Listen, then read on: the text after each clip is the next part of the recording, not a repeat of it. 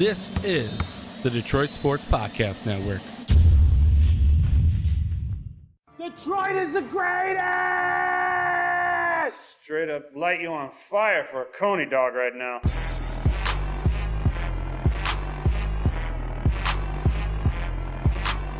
Darren McCarty comes back to Neiman in front of him. McCarty draws. McCarty in. McCarty scores! A magnificent goal! Darren McCarty!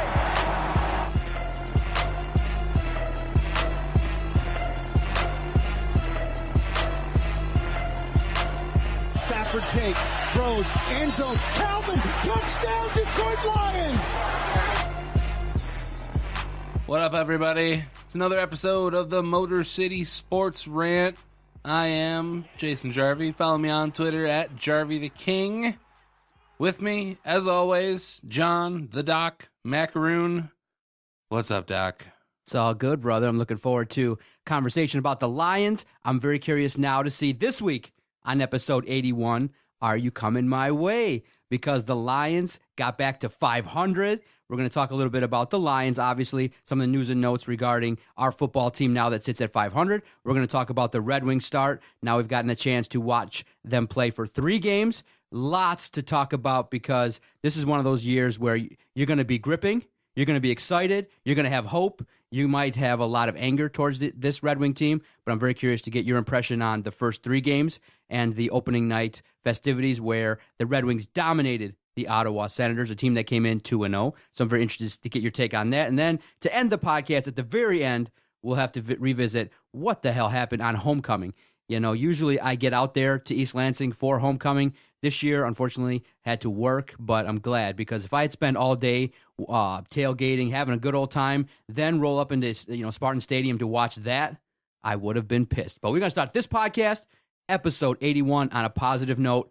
The Lions are sitting 3-3. I thought you'd want to start on another positive note that I texted you this morning asking you if I wanted you to bring you McDonald's breakfast to make up for our bet on the stupid Indians. I would have loved to, but I'm going to step it up a little bit. I said pizza, but I would say for breakfast, I'm a kind of guy that likes just basic cereal and toast, and I'm not all that much into breakfast. But if you're going to pay up, we're going to go out to Coney Island, or we're not that far from the Chick-fil-A.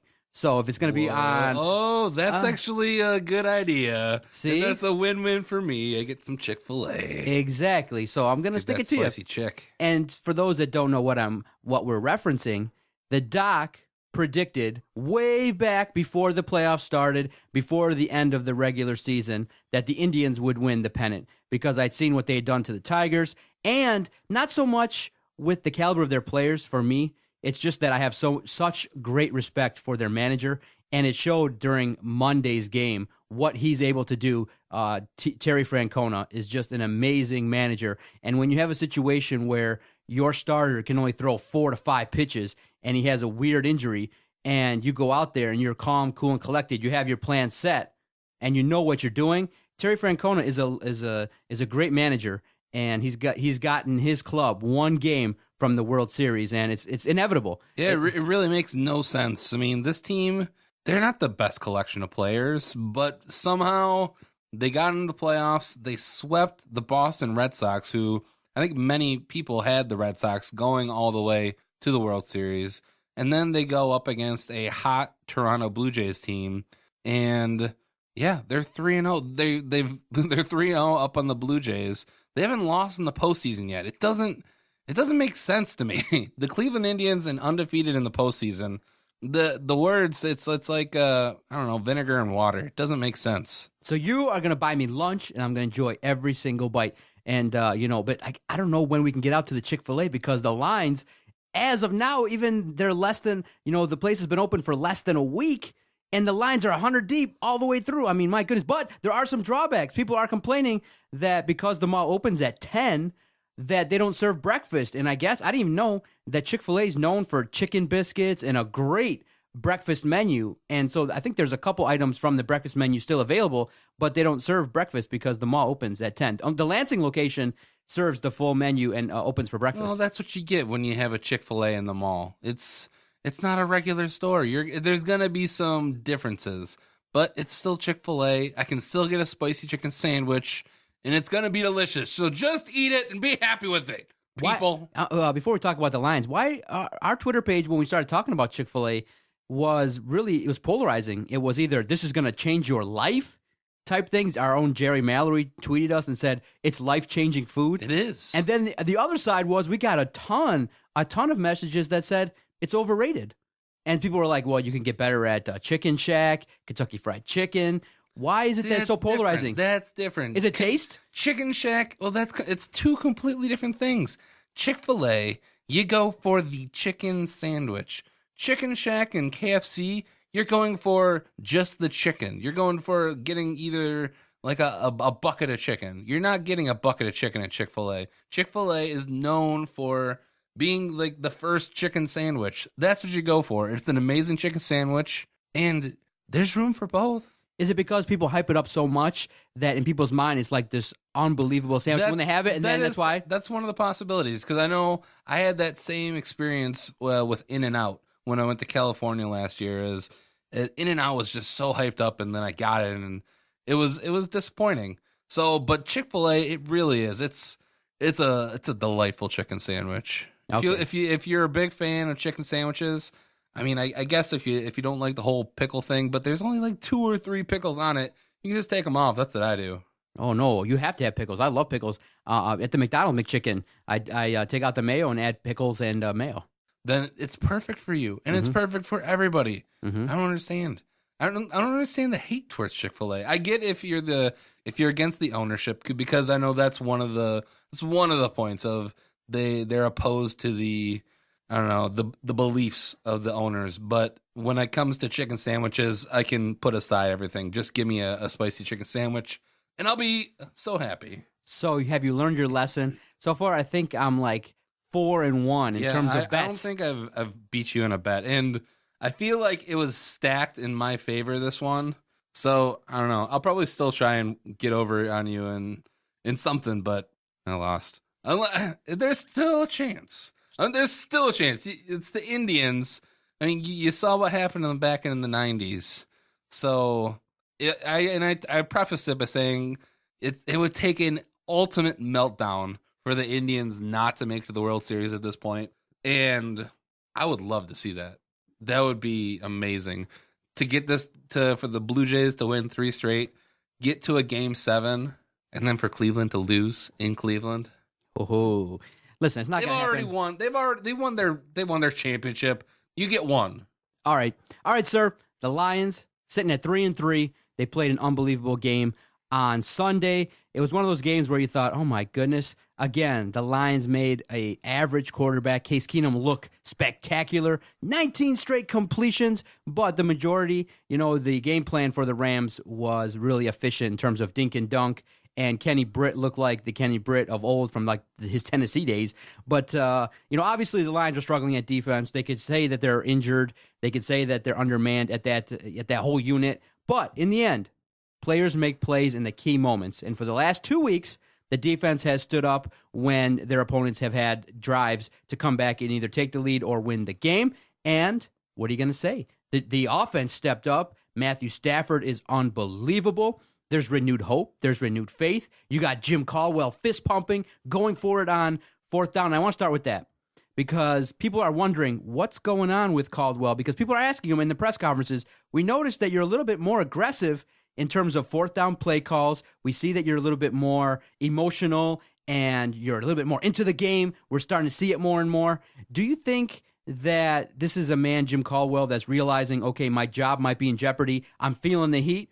Or do you feel like it's from above and he might have had a talk with, management and they were like, listen, step it up. And Jim Caldwell is aware that if he doesn't perform, if he doesn't get these guys going, and he saw that performance versus the Bears where they looked listless, these last 2 performances at home have been really, really solid. Now, obviously, they have holes and there's difficulties. They have an entire unit that's struggling, but they're walking away with victories. And they're sitting 3-3. But do you think Jim Caldwell is acting this way because, in an effort to boost the morale of this team, or from management? I absolutely think that Jim Caldwell feels the heat on his job because I wanted him gone, and I'm a guy who, as long as you put out a good effort, put out a good performance, I'm not going to call for your job. And I wanted Jim Caldwell gone. And I'm upset that he's brought me to this point, that he's made me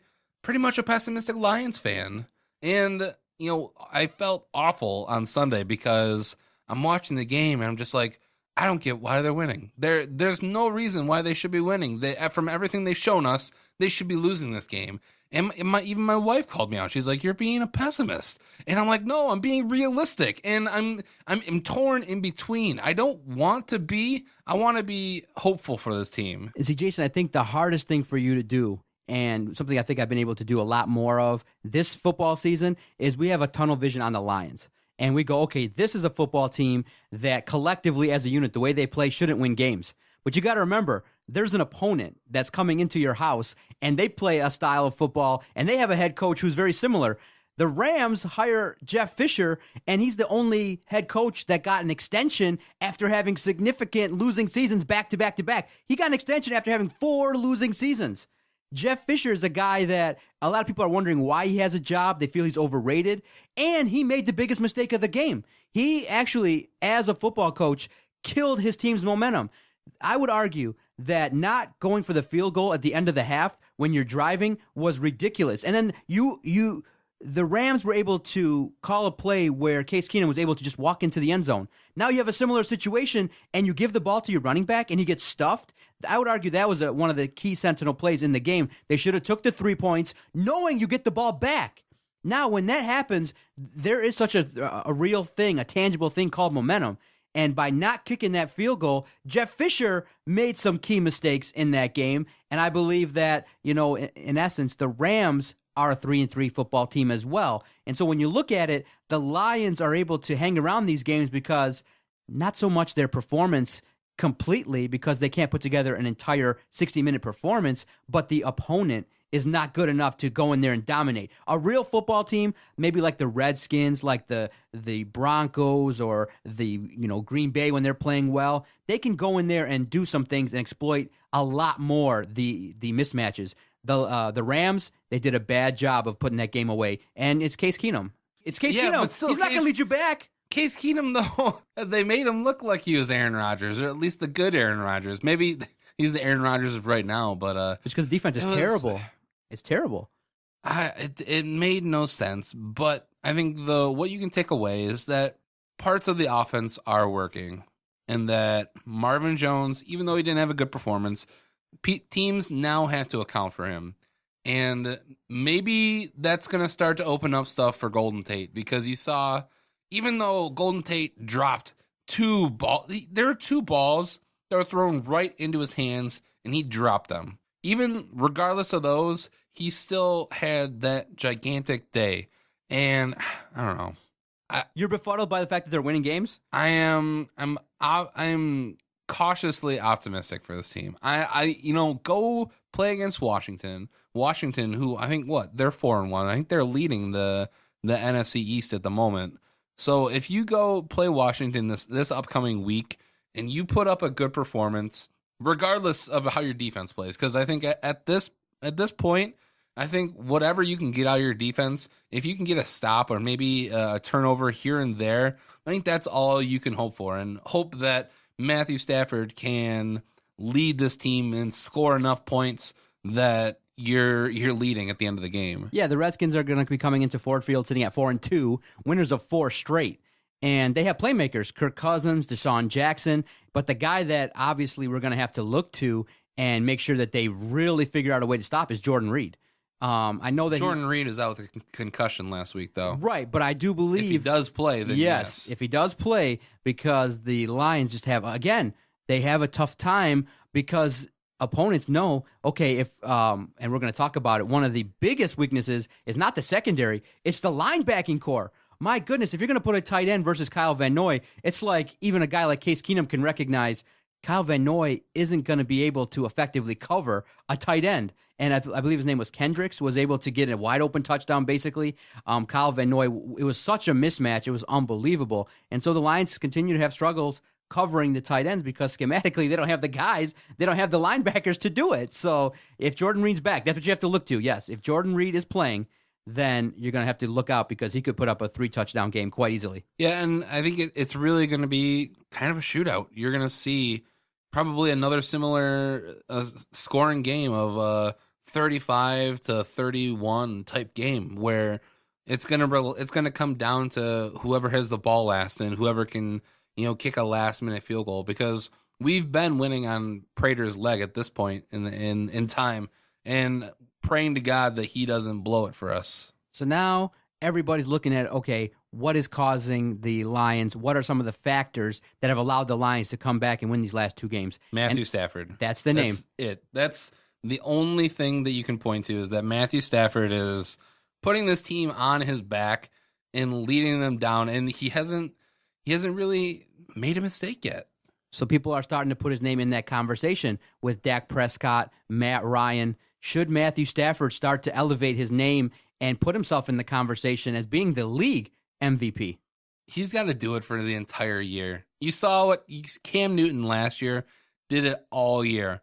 And the Lions at 3-3, if you continue on this path, then you can arguably say that he'd be in contention. But I think probably one of the biggest things that you need to do to be in the consideration is get your team to the playoff. So you need to get your team to at least 9-7, maybe even 10-6 to be good enough for a wild card, or who knows? I'm not sure if you're gonna compete with the Vikings to win the NFC North this year. On our Twitter page at Detroit Podcast, I threw out a question. Do you have new expectations for the Lions season, or do you still think it's around an 8-8 team? A couple people chimed in. Barkman writes in, I have more faith in the Wolverines, but the Lions have a chance now to go 9-7 in my book. And Layden Johnson, he tweets at us, if we get some players back in the next 2 weeks, the Lions should go 10-6. Matt Stafford should be top 3 in the MVP vote. I mean, what guys are you hoping to get back, though? DeAndre Levy's not coming back. I don't think he's coming. Honestly, I think he's done for the season. We're probably never going to see him again. Well, Ziggy Ansah was in the game versus the Rams, but he was very limited. It looked like, that he was really just there kind of trying his absolute best, but he wasn't able to perform like the old Ziggy Ansah. So you're going to get him back week by week. He should get healthier. Maybe you're looking at... maybe Theo Riddick is probably the biggest guy you want to get back, because... you went out and signed Justin Forsett to pretty much fill out your roster. So Theo Riddick is a big part of that offense. Zach Zenner wasn't really able to get the job done, and you got to hope maybe Dwayne Washington comes back. But I mean, everything else is pretty much set.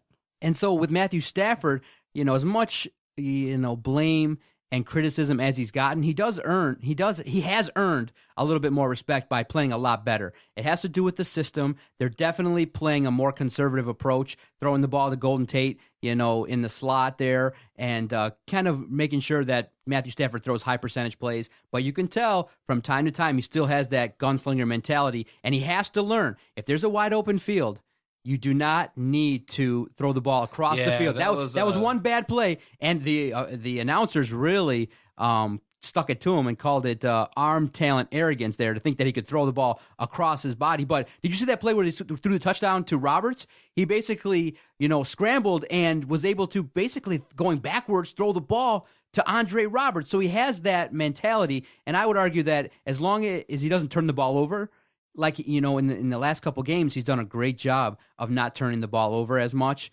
And with that, you've seen an improvement in Matthew Stafford in terms of him fitting the system that Cooter wants to run. So you got to give him credit. And he's taking advantage of the weapons that he has. Marvin Jones, Golden Tate are solid weapons. And if you give him a little bit of a running game, this is a guy that can win NFL football games. He can do that for you. The question, though, is people are really starved for hunger in this town. You can tell. Because before we move on, though, when you were talking about injuries, we may actually be hurt by somebody coming back, and I'm talking about we think Eric the same. Ebron. I was thinking the same thing. When he's there, they don't play as good, and so I'm hoping that when he returns, or if his injury is delayed, that he isn't a big part of that offense, because I noticed the same thing, and I think the same thing as you. I'm like, oh man, they look better without Ebron, and I asked it on our Twitter page: is that are we a better team when he returns? And I say, you've seen him gone now for the last 2 weeks, and I don't really miss him. I think one thing it does is that Ebron is just then, if he's not going to take the next step this year, then he's just another person that is on Matthew Stafford's progression that he's going to look at Without him, now you're limiting your choices. You say you throw it to Marvin Jones, you throw it to Golden Tate, you throw it to Theo Riddick. And then on the outside chance, maybe if you're down the goal line, you find Andre Roberts, who's been a breath of fresh air. But Jason, you have to look at it like this. He made plays.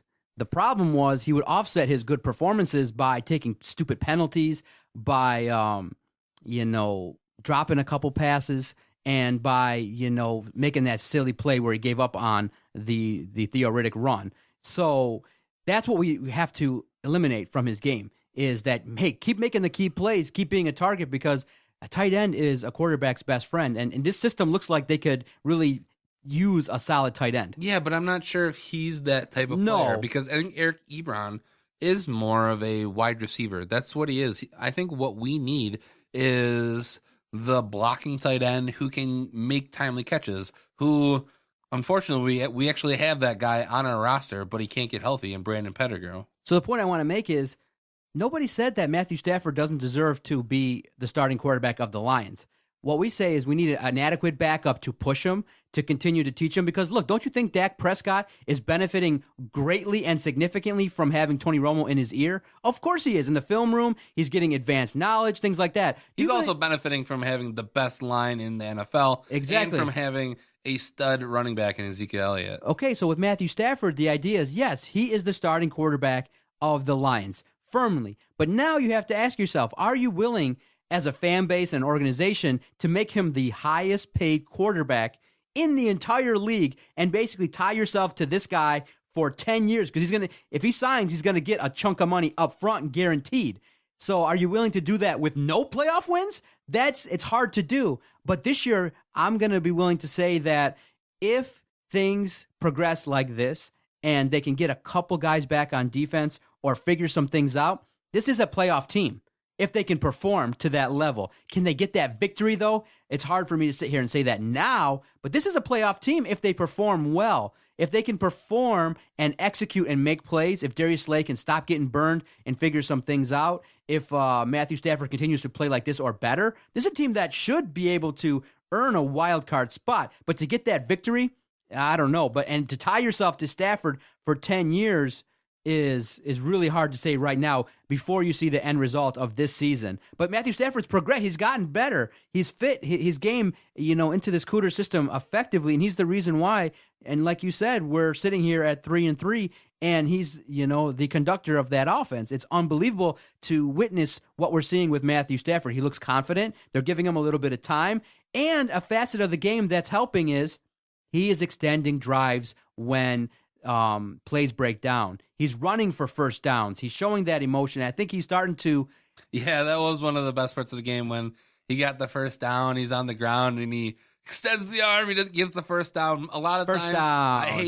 I hate when players do it, and then usually they'll do it when we're down. It was the Roy Williams all over again, but that was something you knew he wanted to get that. And he's starting to cement himself as the leader of the Lions. And before you would laugh and go, really? But now when you make plays, you start building that credibility. You start building that respect. And that's what we need here in Detroit. And let's keep them healthy and let's keep it going. I think that this Lions team has a strong opportunity to go 4-3, take all 3 games at home. But remember, this Washington team is not one of those teams where you're going to be able to really just blow them out. You're gonna have to play well. And I think for better or worse, you're probably going to have to give Stafford the contract because you look at teams around the league. I mean, look at the Rams. Case Keenum is their starting quarterback. Even though he shredded our defense, he's not a good quarterback. Look at the Jets. They paid $12 million to Ryan Fitzpatrick, and he hasn't done anything. Trevor Siemian, he's been okay for the Broncos. Brock Osweiler, he got a gigantic contract, and he has not looked good at all for the Texans. So Matthew Stafford, like it or not, he's gonna be your franchise quarterback until he retires. Unless you're going to trade him, and I don't even know what you would get for him or what you would want to get for him. You need a quarterback in this league, and Matthew Stafford is going to be that quarterback for the Lions. And then another guy, too, like we talked about, Golden Tate is a guy that if you can get him around 100 yards and get him involved in that offense either through the running game or through short slot passes, This is a guy that can do some things. You see the speed? I mean, literally. And if he can catch the ball. If he can catch the ball. Obviously, though, they're starting to use him more. He said he's gotten over his mental funk, and he's now been able to have what we all saw was his best career game in terms of yardage.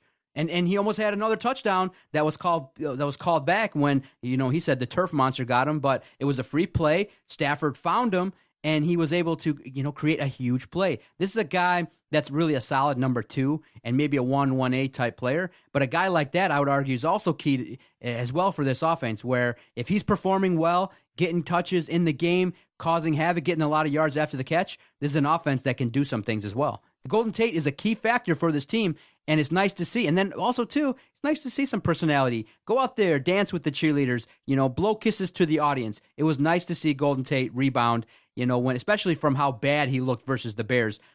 He looked like he was really checked out mentally, and he came back. He was bad up until this game. They put the stat up there that he had like 134 yards through his first 4 games, and then he eclipsed that just in this game.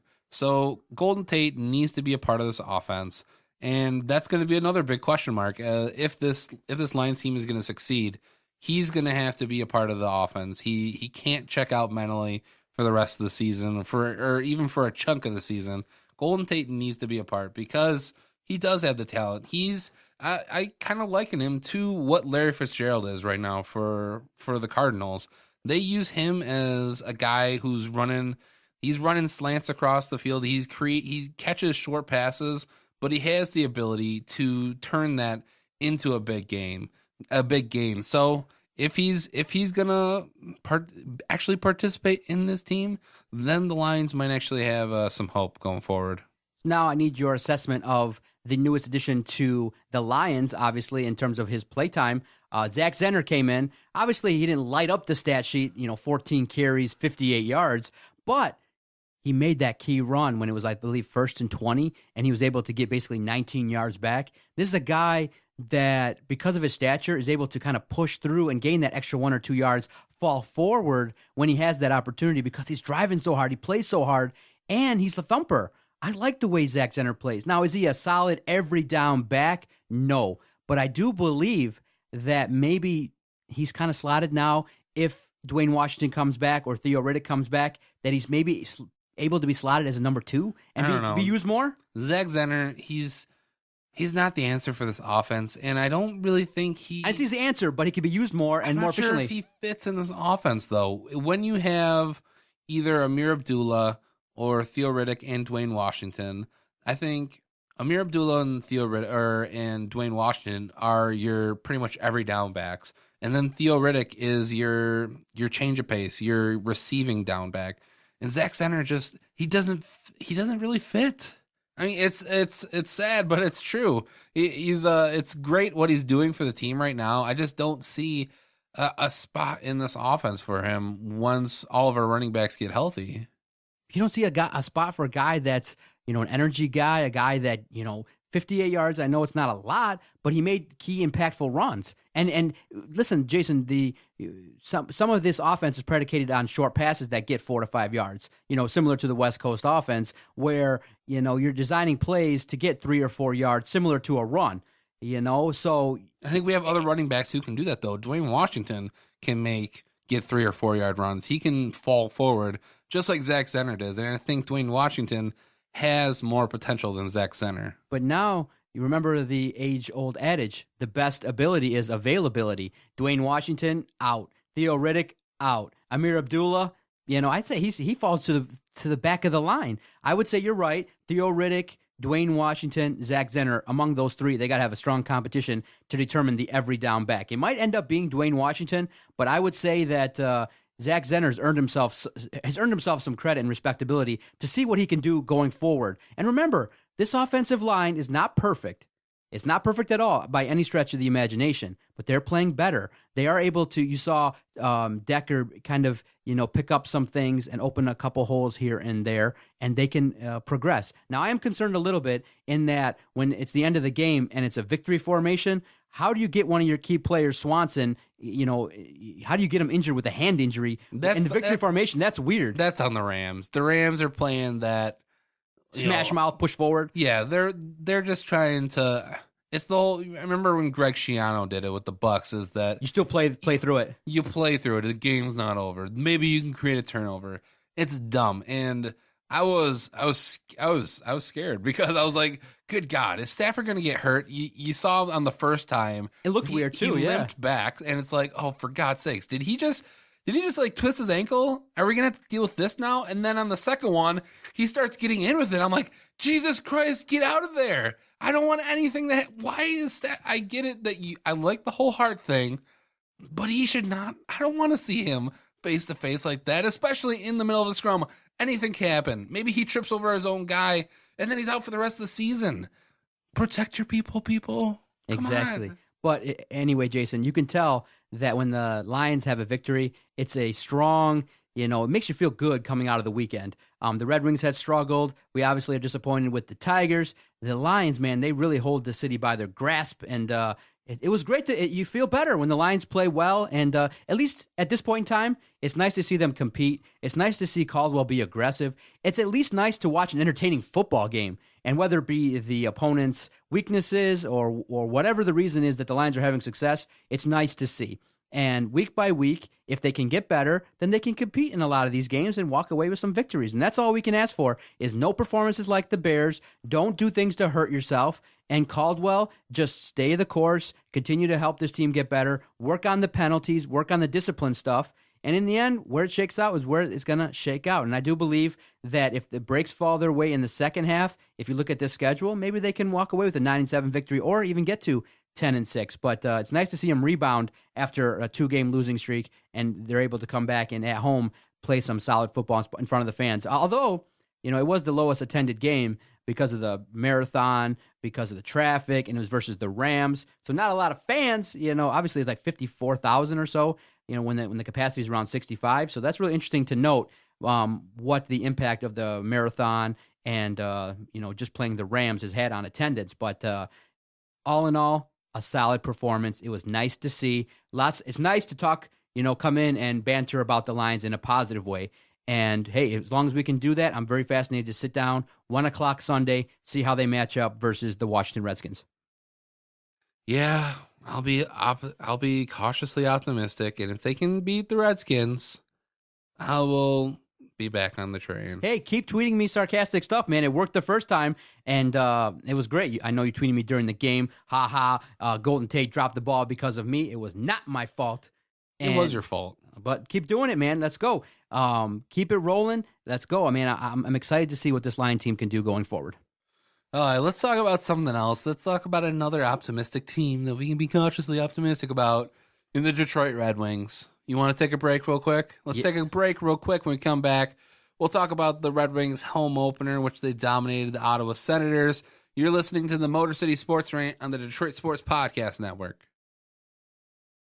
Doc here, and I want to tell you about the Detroit Sports Podcast Network. We're a network of podcasts dedicated to Detroit sports. You can find all the information about our network on our website at DetroitSportsPodcast.com. Check it out. Check out our daily podcast. We have shows dedicated to Michigan football, shows dedicated to the Detroit Tigers, a podcast show dedicated to the Detroit Lions. We got a fantasy football show. Check out our project. It's a very fun and interesting project that we started back in September of 2013. We've grown exponentially in the last 3 years, and we're putting out new audio content every single day.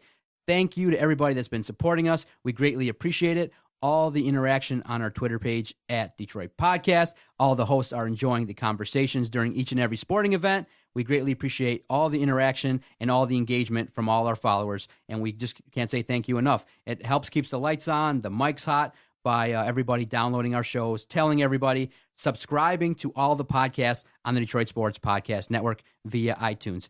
Anywhere at all that you can find podcasts, all you got to do is search out Detroit Sports Podcast. Check us out and let us know what you think, either positive or negative. We accept all kinds of feedback here on the podcast, and we greatly appreciate it. DetroitSportsPodcast.com.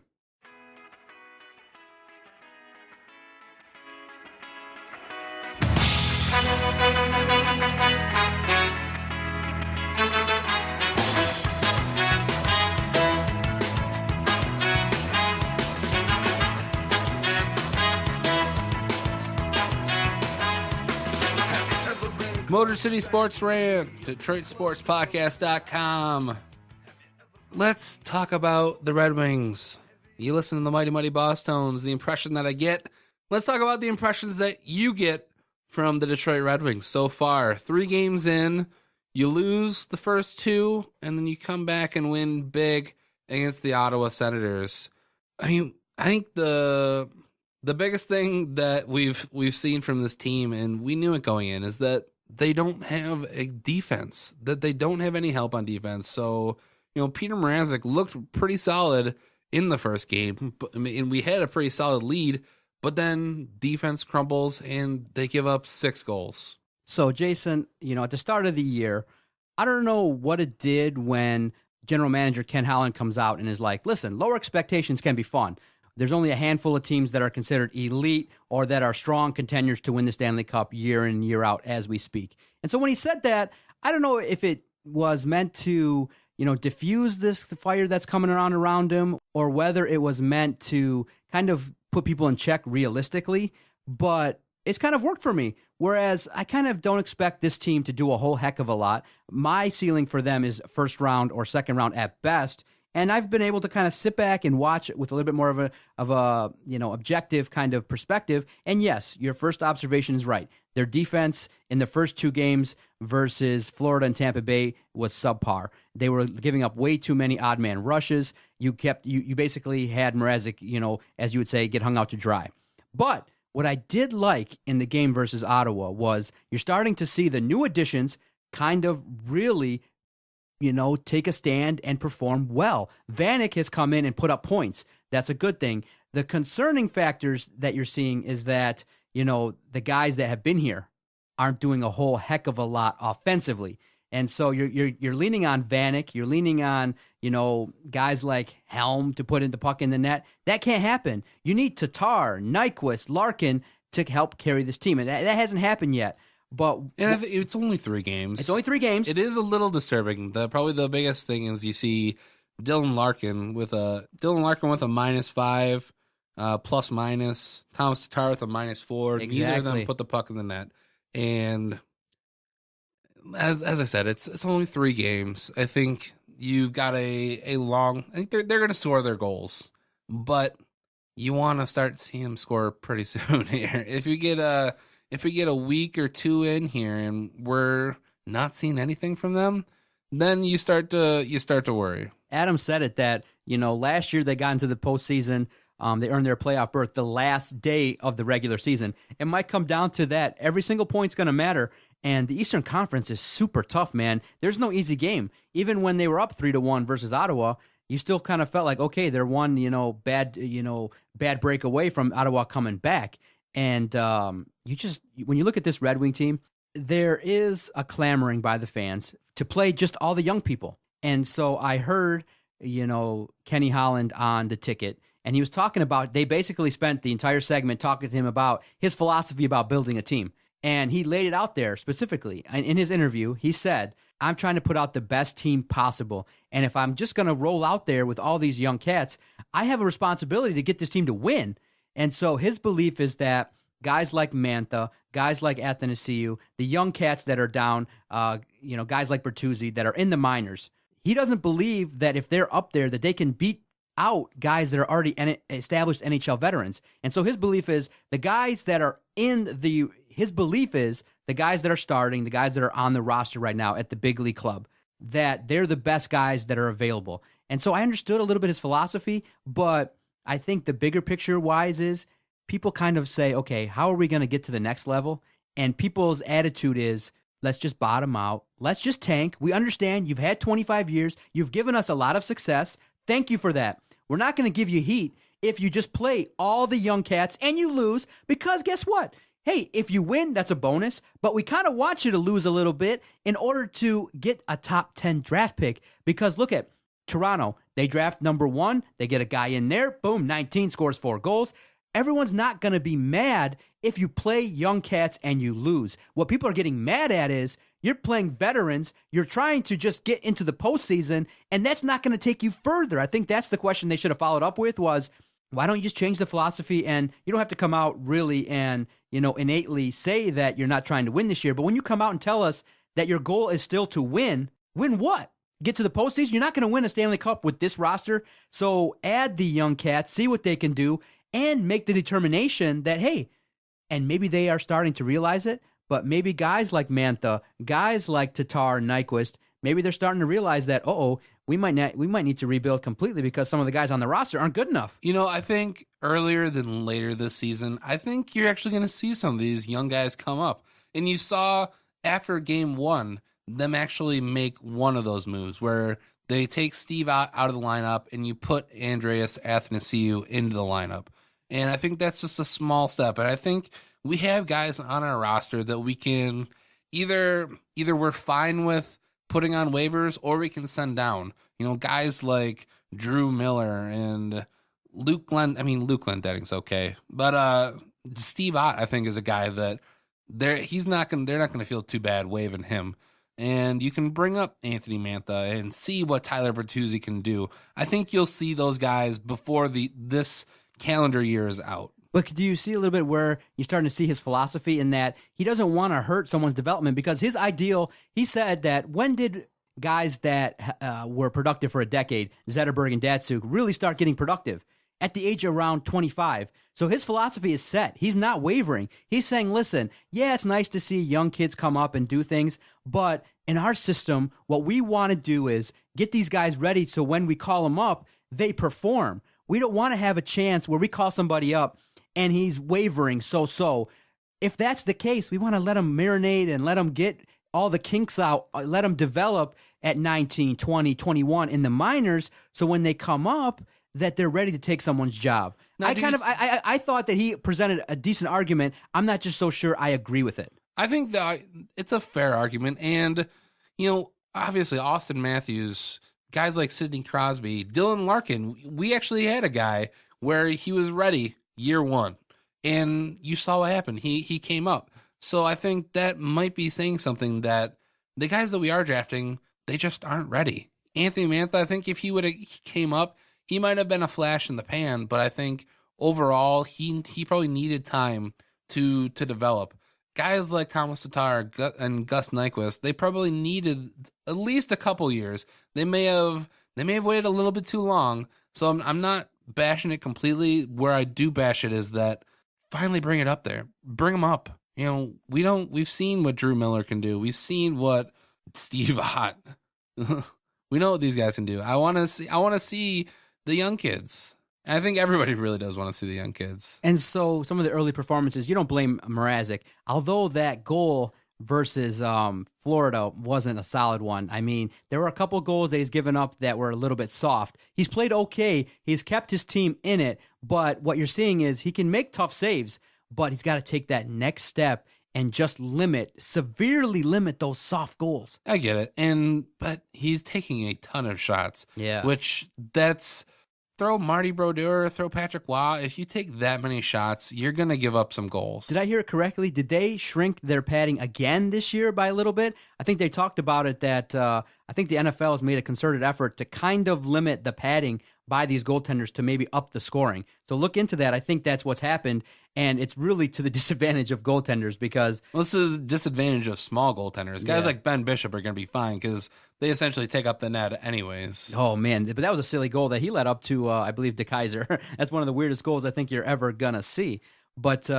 you're going to start noticing that points are going to be at a premium this year, and it's going to take around 98 to 100 points to get you into the postseason in the East. It's crazy, right? It'll be a fight all the way through, and it'll probably be another instance where it comes right down to the final week of trying to get in. And what you're seeing, too, is a lack of consistency on the lines. I mean, Zetterberg is having a hard time playing with Nielsen, I believe. You're starting to see a little bit of shuffling of the lines quite a bit. Well, this is what... You lose your ultimate player in Pavel Datsyuk, so I think there's gonna be some basically trying to figure out who works with what, because you had the perfect situation, or at least not a perfect situation, a comfortable situation where you had Datsyuk and Larkin and Abdelkader on the top line, and then you had Zetterberg and Nyquist and throw in another forward. So now you know Datsuk. Abdicator becomes irrelevant on the top line because there's no reason he should be on a top line anyways. He was only there to protect Pavel Datsuk. It's just a toss-up. You're trying to figure out what works, and I think hopefully they do find what works. Yeah, and so I think you see the philosophy kind of dictated by what Kenny Holland's moves have made and his lack of moves. Because did you see the asking price for Trouba? They wanted a lot. They wanted Manthu, I believe Athanasiou, or they wanted a combination of Larkin and Mantha. They wanted a lot for Trouba, and Kenny Holland was like, whoa, we can't do that. And do you think a guy like, I've kind of looked into him a little bit. Do you think a guy like Trouba would come in here and solidify that defense? Right, he's a stout defenseman, right? He's got a young talent. He's a right-handed shot. I think it would be great to have him, but I don't think you can give up. Well, I don't even know because we don't even have these players up here anyways. I think you're probably giving up too much. I think if you're only giving up one of Mantha, Athanasiou, I think Larkin at this point, he's untouchable. He's gonna be the captain. He's gonna be the next captain. And this is a sidebar. I mean, if when Zetterberg retires, I think he retires after this year. But if he doesn't, whenever he does retire, is Larkin the captain? I believe so. I mean, that's kind of... Would they make Abdelkader the captain? That would be so dumb. It makes absolutely no sense. It's like naming Darren McCarty the captain. Love Darren McCarty, but the dude's not a captain. Okay, I can go with that stance, but you do see a little bit of the intangibles that Abdelkader brings. Kind of maybe he's on the fourth line right now. He's on the fourth line, but he does bring like the thump. He has, it's like one of those role player guys that you have to have on your team to kind of. So you it's like making Rudy the captain. No, that's dumb. Dylan Larkin is going to be here. Okay. I mean, ideally for the next 10 to 15 years. Okay, so Purjari, make him the captain. It's no big deal. I am making him the captain. Give him the C right now. Give him the C right now? Oh, my goodness. Let Zetterberg have a C. Let Larkin have a C. Let him. I think they should have made him the assistant. Oh, yeah? Take it away from Cronwall. I hate Cronwall. Oh, my I hate goodness. this Red Wing defense. Our defense sucks. Aside from Mike Green scoring a hat trick, but he'll probably never get a hat trick again. Well, hey, if the defense can play a lot better, then hell, you can see a better performance from Mrazek. You can get those points. But a couple things, too, with the special teams. It's tough to see when you're on a power play, the opponents come back at you, on a 2-on-1 and score a shorthanded goal. But Ottawa's been known. I think last year they had 17 shorthanded goals, so they're pesky. They don't back down on the power play. They have to. The Red Wings have to do better on the power play. They've got. I think they scored a couple versus Ottawa on the power play, so that was good. Vanek's been a nice addition. You can't discount what he's done. Come in and perform right away. No, I'm not going to discount that. And I think Thomas Vanek is a guy that I would have liked on our team a couple years ago. I know he's been around, and he was a player that I saw in free agency before where he would completely fit. He's a goal scorer, and that's what we need. But what I think you're going to see time and time for the rest of this season is how we just don't match up physically with a lot of teams. So many times the teams just look bigger. They look faster.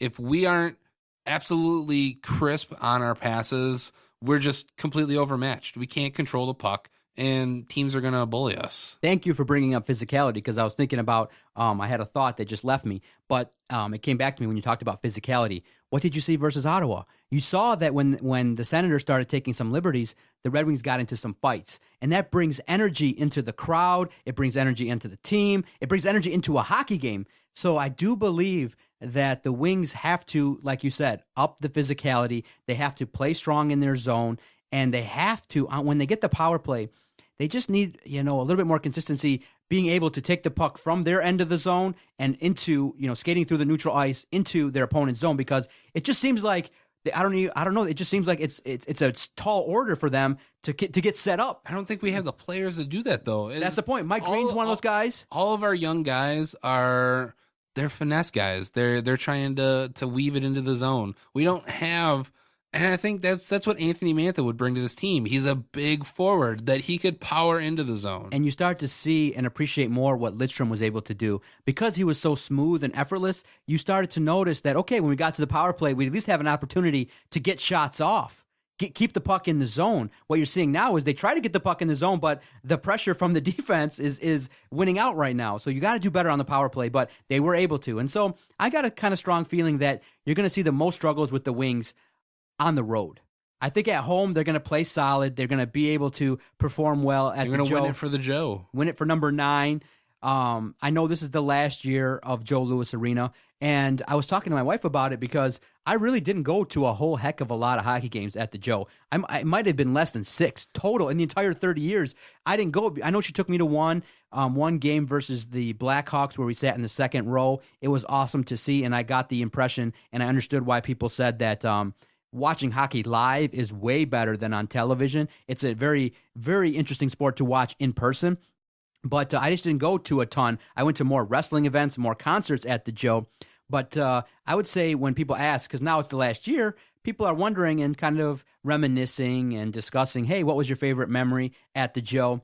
And for me, it was just, it'll never be topped because the day they won the Stanley Cup in 1997 was the day I graduated high school. The exact day. So we were at a buddy's house partying. One of my best friends, Phil, who's been on the Fantasy Nerds podcast, he drank a ton and was laid out in the bathtub, and he missed the Stanley Cup celebration because he drank so much. It was fun. We were hanging out after we had the graduation ceremony. The Wings came back, and it was that that vibe when you're like, the Stanley Cup's in the air. It's here in the building, and you play that game. You're dominating the Flyers, and they're playing that game. I believe Lidstrom scored first to make it 1-0. Then I believe they get to the third period, and Darren McCarty makes that unbelievable play where he's deking and ducking and duking, and he gets that unbelievable goal by a role player. And that was probably one of my favorite memories, was the reaction when Darren McCarty scored, because then your mind started to accept the Stanley Cup is coming to Detroit. And the celebration was unbelievable. Up and down Gratiot, going from like 9 mile all the way up to 14 mile. Everybody, there was a strong sense of community. It was an amazing day, that day in 1997 when the Wings won the Stanley Cup. So there's nothing for me to top that. Yeah, obviously it's really hard to top actually winning Stanley Cup. I know one of my favorite memories is being a young kid, and it was the game when Steve Yzerman won. He got the overtime goal, and it's the one that you always see on replays. He's on the board, scores, and he jumps up, and that's when he injures his knee because everybody piles on top of him. And now I know that was a great memory. I mean, all the Stanley Cup wins, every time they've done it, it's been amazing. You know what the tweet of the night was last night on Monday? So the Wings won. It's 5-1. Everybody is excited, and we're talking about, okay, what's next for the Wings? We're looking at their performances. And a guy that's been on the podcast, a great photographer for the MLive group, Mike Mulholland, he gets out a tweet, and he's like, quote, "This place smells like dirty wet socks. Women walking out of JLA." Yeah, pretty That's much. something that was, I don't know. What did you think about the ambiance of Joe Louis? It did smell funky, like a sweaty locker room. It was an old arena, but it was your arena. It was the really, there wasn't a bad seat in the house. I will say that the corner seats weren't the most comfortable, but really you were always close to the ice, and it was a great place to watch a hockey game. And like you, I didn't get to see a ton of hockey there. I actually, my first game was when I was 18, and it wasn't because I didn't want to go. It was because I grew up in the era when they were just selling out. The tickets were outrageous. So, I mean, it was actually cheaper to go to a football game at that point out at the Silverdome. So I got to see a couple playoff games when they blew out the Predators.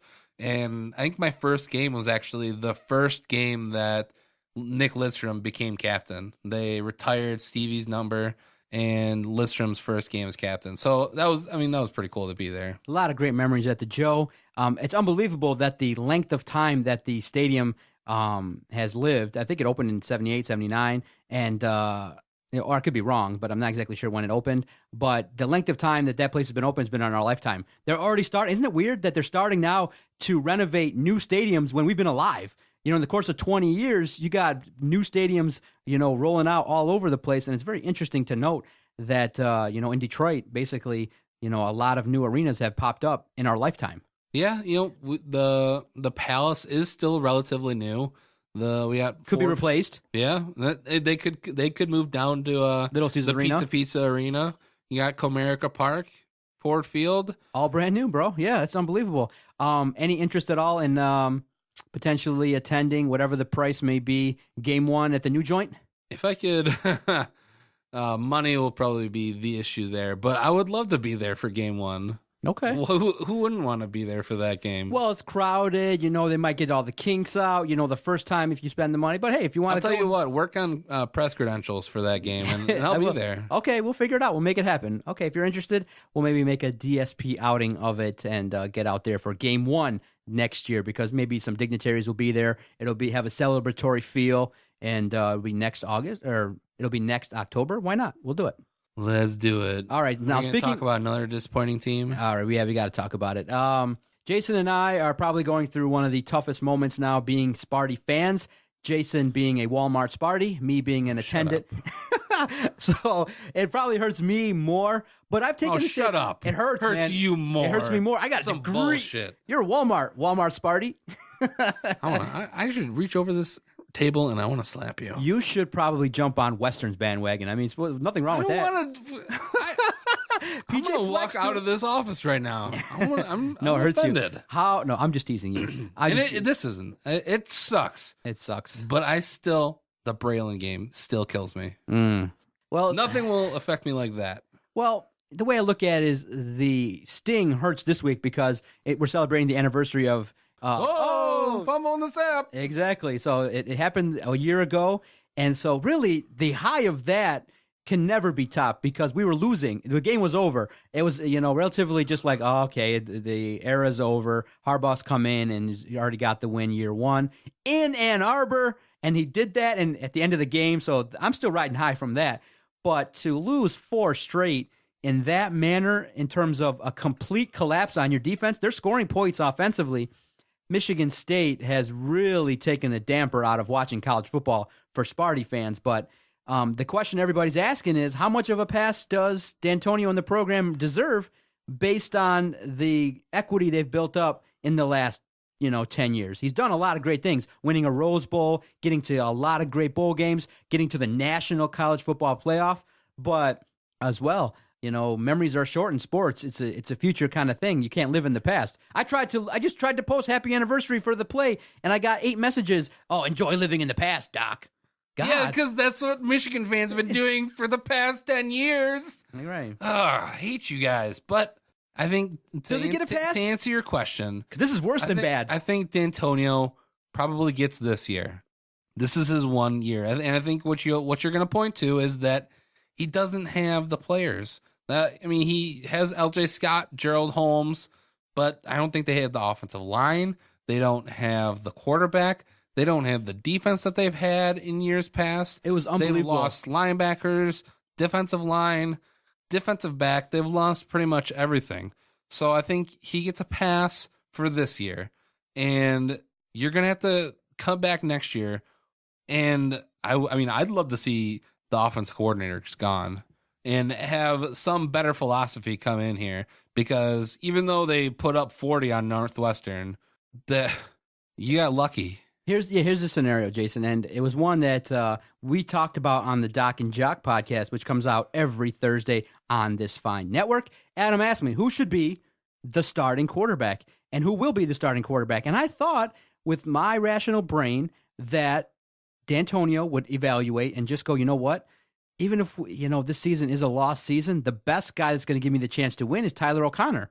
So, did he listen to the doc? No. He rolled the dice, and I think he made a stubborn move and a wrong move by starting Lewerke. Lewerke did okay, moved the offense because you have some guys that can make plays. Josiah Price is a solid tight end. There are guys on this football team that can make plays.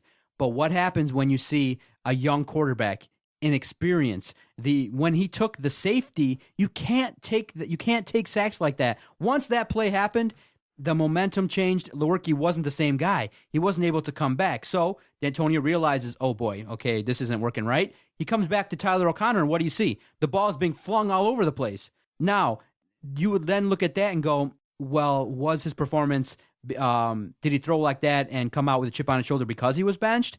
Or was he the right guy all along? And I think when you look at it objectively, he should have started Tyler O'Connor from the jump and really try your best to do some things. But when the fans didn't want Tyler O'Connor. Yeah, but unfortunately, we I think this is an instance where you're okay if you're wrong, because we needed to see if what we have is on the bench. It's homecoming. Better. You can't lose to Northwestern at homecoming by that much. The most points ever allowed. I don't just figure out what works.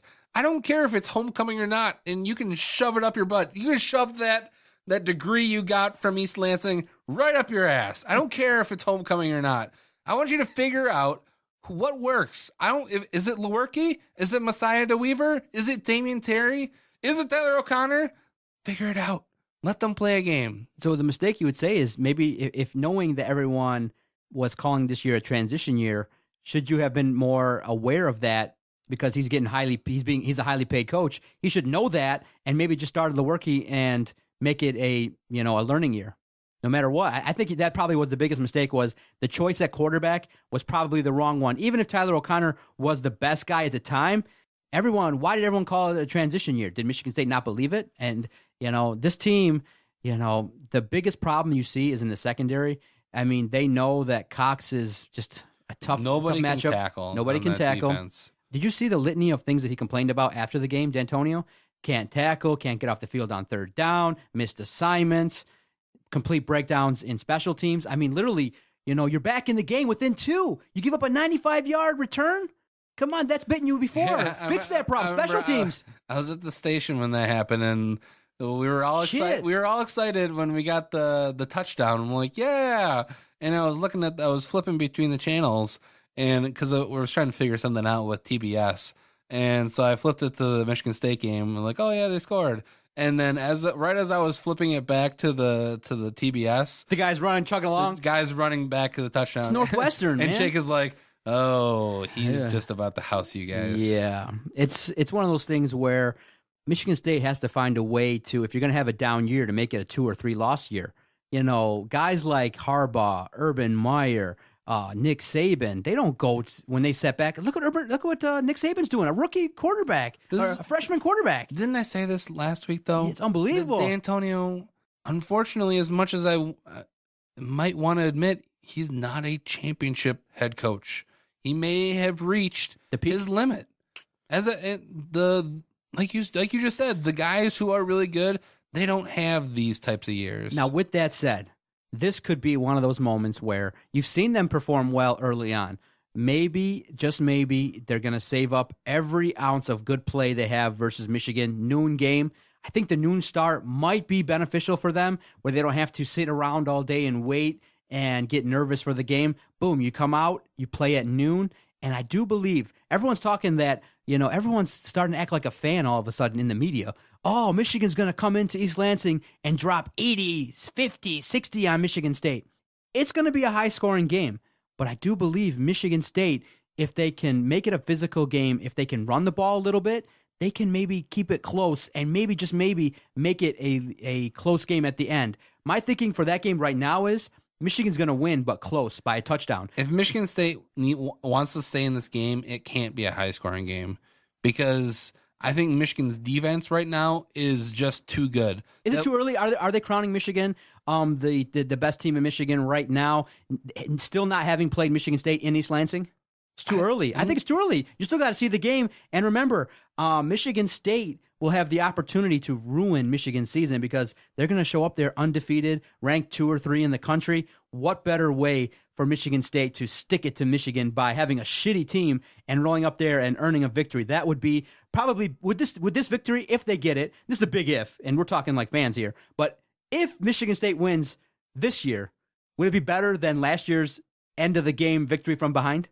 That would be great, wouldn't it? It would be. It's always great to be Michigan. But what would be better? Wouldn't it be better this year? I think it would feel great because a bad team with Tyler O'Connor, a team that's giving up defense, and you all of a sudden play well. I think it's a different type of victory because I think last year you're talking about winning and keeping your hopes alive of getting in the college football playoff. That's what that victory meant last year. This victory is purely about ruining Michigan's hopes. You know what Ticket's calling this game? The Reckoning, when Michigan's going to come back and just blow out Michigan State and do everything they can. Hail Marys, if they up by 20, go for 2. Just, make up for all the last 10 years in one game by dropping 40, 50 on Michigan State. You think they do that? I could honestly. You could see it happening? Yeah. I don't know why not? my brain won't see it happening because it's a rivalry game. It's in East Lansing. If you don't get up for this game, I mean, I'm not saying you have to win, but I don't think you have to get blown out. I think you can perform. I think you can perform, but it's going to be the test of seeing how good Michigan is. And they do have the better playmakers, obviously, across the board. Chesson, Darbo, Jabril Peppers going to be the best player on the field. Jordan Lewis, Stribling. It's going to be a tough game for Michigan State, but I think they can be in it.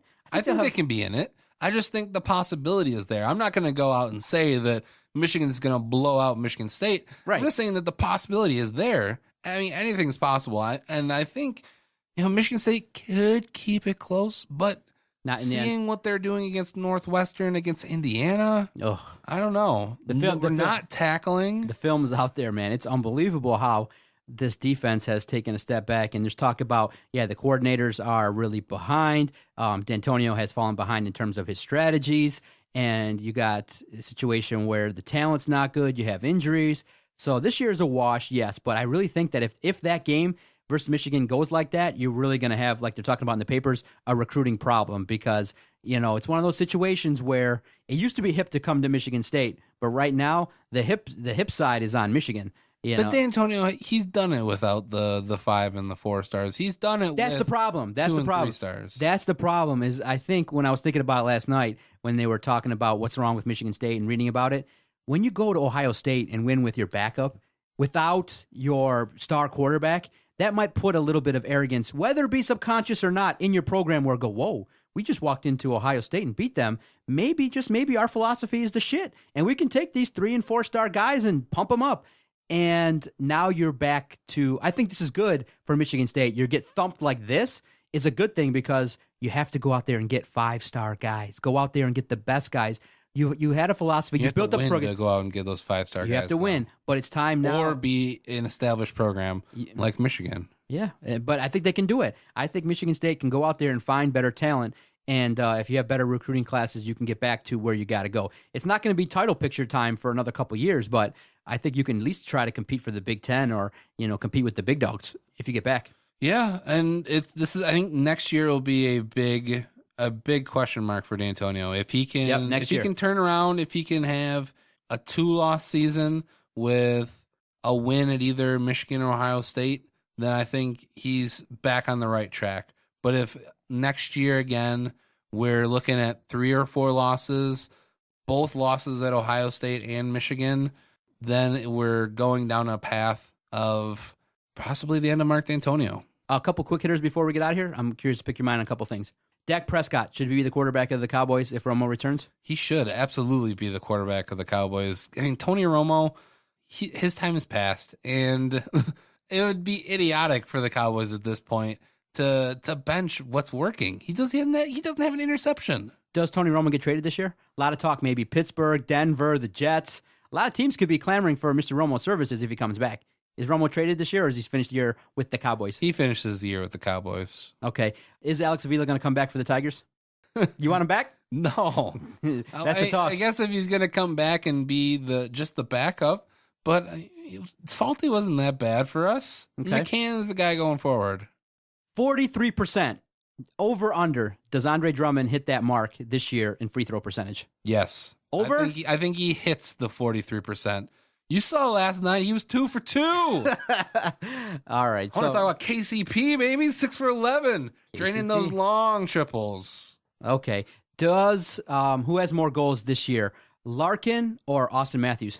Austin Matthews. I mean, it's already out to a 4-0 lead. All right. I think it'll be even more interesting, Dylan Larkin or Thomas Vanek. Okay. Next week, does OBJ take it to the highest level possible? Does he score a touchdown, drop his pants, and make love to the net? No. He's already engaged. They got to consummate their relationship. I'll bet you that one. I'll bet you lunch. That would be something. He just goes up there and just, boom, drops his pants. That's a weird cat, dude. That guy is unusual. We've seen it before with T.O., but that's a weird cat, man. OBJ is weird. He's taking it to another level. Would you still rather have Odell Beckham over Ebron? Oh, yeah, of course. My goodness, Aaron Donald still doing some damage. I'm glad with Ebron on the bench. Just let him be injured and let him do his thing. All right, that's all I got for you. I think that's all the big topics this week. Yeah, that'll do it for this episode 81, you said, of the Motor City Sports Rant.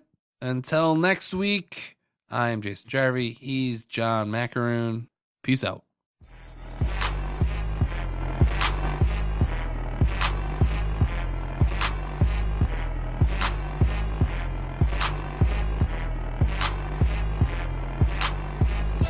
Okay, nice idiot. You. Bye-bye.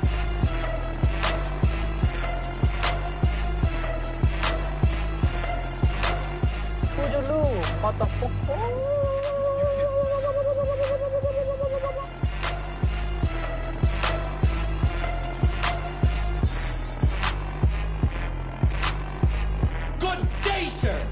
I said good day.